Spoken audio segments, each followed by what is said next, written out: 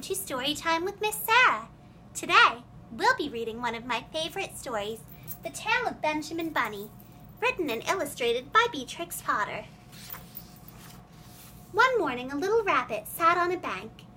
He pricked his ears and listened to the trit-trot of a pony. A gig was coming along the road. It was driven by Mr. McGregor, and beside him sat Mrs. McGregor in her best bonnet.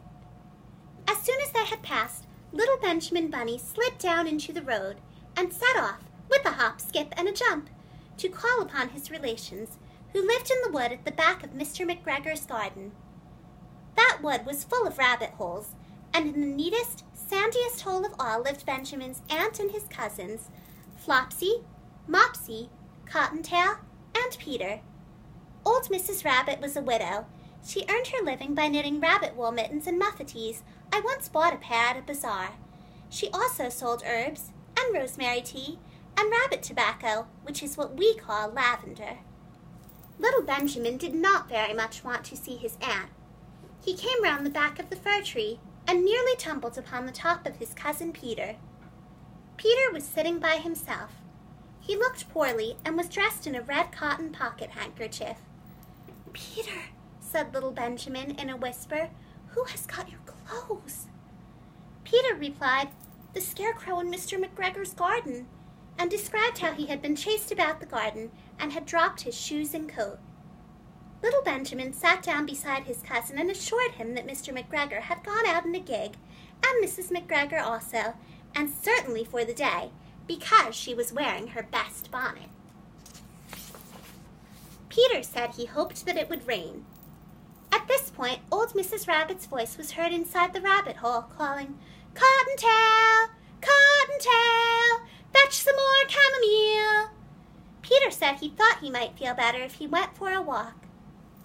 They went away hand in hand, and got upon the flat top of the wall at the bottom of the wood. From here they looked down into Mr. McGregor's garden. Peter's coat and shoes were plainly to be seen upon the scarecrow, topped with an old tam-o'-shanter of Mr. McGregor's. Little Benjamin said, "It spoils people's clothes to squeeze under a gate.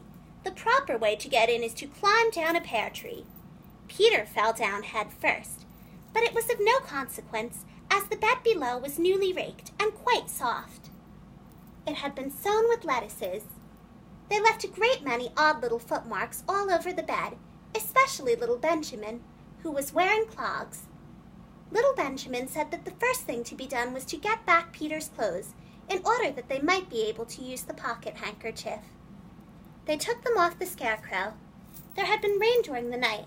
There was water in the shoes, and the coat was somewhat shrunk.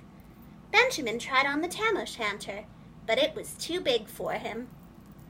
Then he suggested that they should fill the pocket handkerchief with onions as a little present for his aunt. Peter did not seem to be enjoying himself. He kept hearing noises.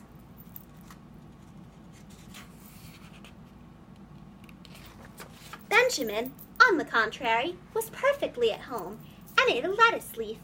He said that he was in the habit of coming to the garden with his father to get lettuces for their Sunday dinner.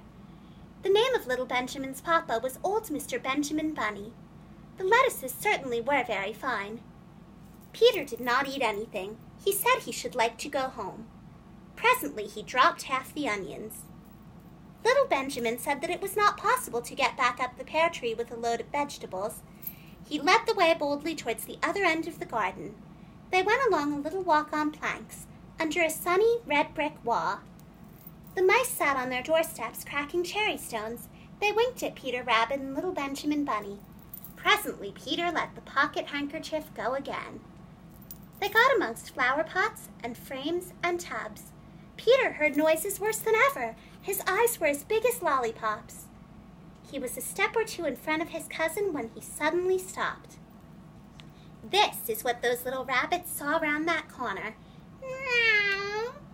Little Benjamin took one look, and then, in half a minute less than no time, he hid himself and Peter and the onions underneath a large basket.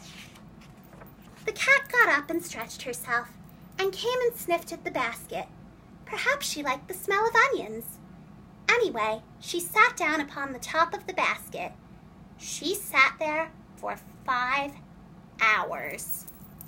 I cannot draw you a picture of Peter and Benjamin underneath the basket, because it was quite dark, and because the smell of onions was fearful. It made Peter Rabbit and little Benjamin cry. The sun got round behind the wood, and it was quite late in the afternoon, but still the cat sat upon the basket. At length there was a pitter-patter, and some bits of mortar fell from the wall above. The cat looked up and saw old Mr. Benjamin Bunny prancing along the top of the wall of the upper terrace. He was smoking a pipe of rabbit tobacco and had a little switch in his hand. He was looking for his son. Old Mr. Bunny had no opinion whatever of cats. He took a tremendous jump off the top of the wall onto the top of the cat and cuffed it off the basket and kicked it into the greenhouse, scratching off a handful of fur. The cat was too much surprised to scratch back. When old Mr. Bunny had driven the cat into the greenhouse, he locked the door. Then he came back to the basket and took out his son Benjamin by the ears and whipped him with the little switch. Then he took out his nephew Peter.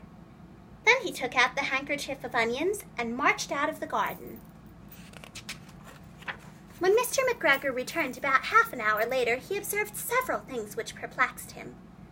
It looked as though some person had been walking all over the garden in a pair of clogs, only the footmarks were too ridiculously little. Also, he could not understand how the cat could have managed to shut herself up inside the greenhouse, locking the door upon the outside. When Peter got home, his mother forgave him, because she was so glad to see that he had found his shoes and coat. Cottontail and Peter folded up the pocket handkerchief, and old Mrs. Rabbit strung up the onions and hung them from the kitchen ceiling, with the bunches of herbs and the rabbit tobacco.